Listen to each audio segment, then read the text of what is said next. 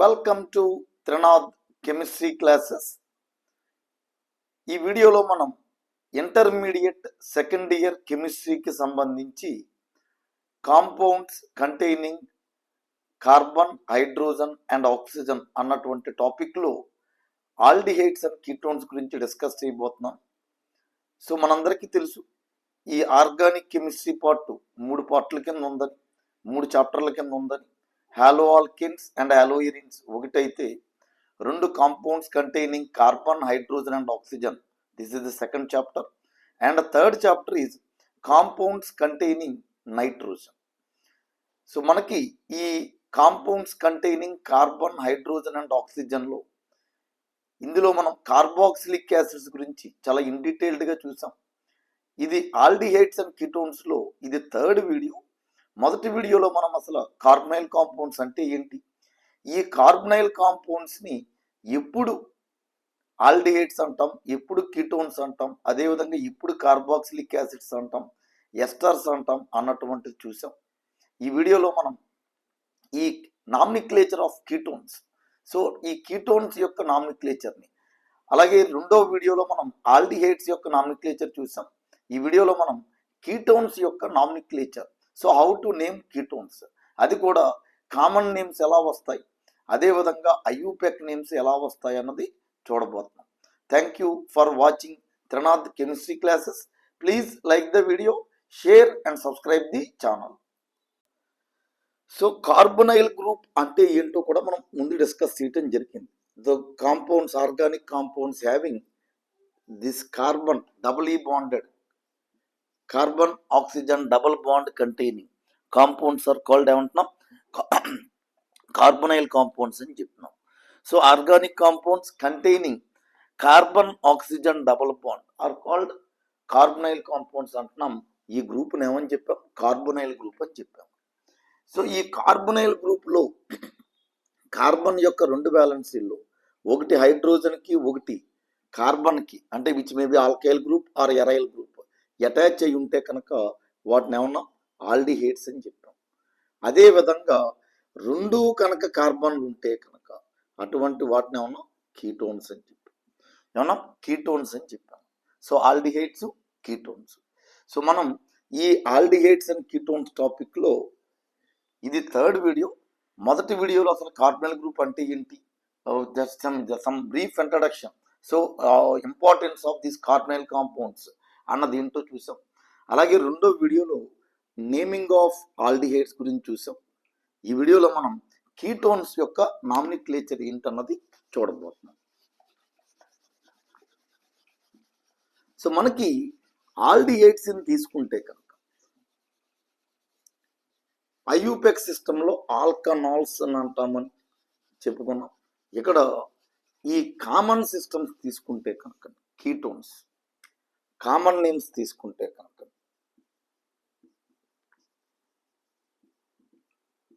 Right, ketones means R C double bond O R. అంటే ఈ carbonyl group కనుక 2 కార్బన్లు attach అయి ఉన్న వాటిని కీటోన్స్ అంటామని. ఆ 2 కార్బన్లు మేబీ ఆల్కైల్ గ్రూప్లో అవ్వచ్చు 2 కూడా, లేదంటే కనుకండి ఒక ఎరైల్ అయ్యి ఒక ఆల్కైల్ అవ్వచ్చు. ఒకటి ఎరైల్ గ్రూప్ అవ్వచ్చు, రెండోది ఆల్కైల్ గ్రూప్ అవ్వచ్చు, లేదంటే కనుకండి 2 ఎరైల్ కూడా అవ్వచ్చు. ఏమన్నా సరే వాటిని ఏమని చెప్తున్నాం, కీటోన్స్ అని చెప్తున్నాం. సో మనకి ఈ కామన్ నేమ్స్ ఎలా పెడతాం అంటే కనుక ఇక్కడ కీటోన్స్కి తీసుకుంటే కనుక, సో కామన్ నేమ్స్ ఎలా వస్తాయి అంటే కనుకండి డయాల్కైల్, అంటే 2 కనుక ఆల్కైల్ గ్రూప్ అయితే కనుక ఏమైనా వస్తాయి, డయాల్కైల్ కీటోన్స్. ఒకవేళ 2 కనుక ఎరైల్ గ్రూప్ అయిందనుకోండి, వీటిని ఏమని పిలుస్తాం, డైఎరైల్ కీటోన్స్, డైఎరైల్ కీటోన్స్. అది ఒక ఆల్కైలు ఒక ఎరైల్ అయినా కూడా C double bond O R aryl group అయితే కనుక. అలా కాకుండా కనుకండి ఒక ఆల్కైలు ఒక ఎరైలు అయితే కనుక, ఒక ఆల్కైలు ఒక ఎరైలు అయితే కనుక మనకి ఆల్కైల్ ఫెనైల్ కీటోన్స్. వీటిని జనరల్గా కనుక ఏ విధంగా నామినిక్లేచర్ ఇస్తామంటే కనుకండి ఒక ప్రిఫిక్స్, ఫినోన్ అన్న ఒక ప్రిఫిక్స్ని ఇచ్చేట. ఏంటంటే ఫినోన్, అన్న ఒక ప్రిఫిక్స్ని యాడ్ చేస్తాం. So alkyl phenyl ketones are usually named by adding the acyl group as prefix to the phenone. Right. So మనకి ఇక్కడ ఉన్నటువంటి అంటే ఇప్పుడు ఫర్ ఎగ్జాంపుల్ ఒక 2-3 ఎగ్జాంపుల్స్ తీసుకుందాం ఇక్కడ దీంట్లో. సో డయాల్కైల్ కీటోన్స్ అంటాం, డయరైల్ కీటోన్స్ అంటాం. వీటిని ఆల్కైల్ ఎరైల్ కీటోన్స్ అనేనా అనొచ్చు, లేదంటే కనుకండి ఇక్కడ ఉన్నటువంటి ఆర్సిఓ గ్రూప్ని మనం ఏమంటున్నాం అంటే కనుకండి ఎసైల్ గ్రూప్ అంటాం. ఎసైల్ గ్రూప్ అంటాం. సో ఈ ఎసైల్ గ్రూప్ని ఫినోన్ అన్న దానికి ఒక ప్రిఫిక్స్ కింద చేర్చి అంటే ఎసైల్ ఫినోన్స్ కింద మాట్లాడతాం. రైట్. సో కొన్ని ఎగ్జాంపుల్స్ తీసుకుని మనం దీన్ని అర్థం చేసుకుంటానికి ప్రయత్నం చేద్దాం. So for example CH3 COO. So దీన్ని ఏమంటున్నాం అంటే కనుకండి డైమెథైల్ కీటోన్. ఇంకా కరెక్ట్గా మాట్లాడాలంటే దీని పేరు కమర్షియల్గా ఎసిటోన్ అని చెప్పి పిలుస్తాం. అదే C2H5 COO తీసుకున్నాం. ఇదే గ్రూప్, ఇది ఎథైల్ గ్రూప్, ఇదే గ్రూప్, ఇది మెథైల్ గ్రూప్. రైట్. సో అందువల్ల దీని పేరు ఏమవుతుంది అంటే కనుకండి ethyl methyl ketone. Right. So అదే విధంగా C2H5 C2H5 తీసుకున్నాం అనుకోండి డైఎథైల్ కీటోన్. సో అంటే డయాల్కైల్. ఒకవేళ కనుక 2 డిఫరెంట్ ఆల్కైల్ గ్రూప్స్ ఉంటే కనుక వాటిని ఆల్ఫాబెటికల్ ఆర్డర్లో రాసి ethyl methyl ketone. Right. So ఇది ఎథైల్ గ్రూప్, ఇది మెథైల్ గ్రూపు కాబట్టి. అదేవిధంగా ఒకవేళ కనుక ఈ కీటో గ్రూప్ చుట్టూ కనుక సబ్స్టిట్యూయెంట్స్ ఉంటే కనుక, సో మన ఆల్డిహైడ్స్లో కూడా మనం ముందు దాంట్లో చెప్పుకున్నాం. ఎలా చెప్తున్నాం, దీన్ని ఫంక్షనల్ గ్రూప్ కింద తీస్తే కనుక ఆల్ఫా అంటామని, దీన్ని బీటా అంటామని, గామా అంటామని చెప్పాం. ఇక్కడ తీసుకుంటే కనుకండి కార్బన్ ఏమవుతుందంటే ఆల్ఫా డాష్, బీటా డాష్, అదేవిధంగా ఏమవుతుంది గామా డాష్, డెల్టా డాష్, ఈ విధంగా వస్తాయి. అంటే the location of substituents are indicated by Greek letters alpha dash, beta dash, gamma dash and so on, beginning with the carbon atoms next to the carbonyl group. Right. So ఇది మనకి ఏంటంటే కనుకండి common names తీసుకుంటే కనుక. Right. So ఇప్పుడు కొన్ని examples already మనం చెప్పాం. దీన్ని కమర్షియల్గా ఎసిటోన్ అంటాం, డైమెథైల్ కీటోన్. అదే విధంగా ఒక్కసారి దీన్ని తీసుకున్నాం అనుకోండి C. నార్మల్గా ఇదేమవుతుంది డైఫెనైల్ కీటోన్ అవుతుంది,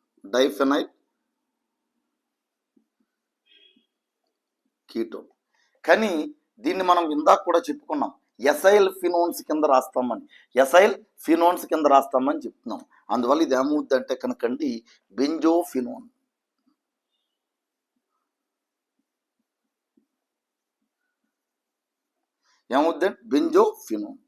అదేవిధంగా ఒక్కసారి దీన్ని తీసుకున్నాం అనుకోండి COOCH3. సో ఇదేంటి ఎసిటో కాబట్టి ఎసిటోఫినోన్.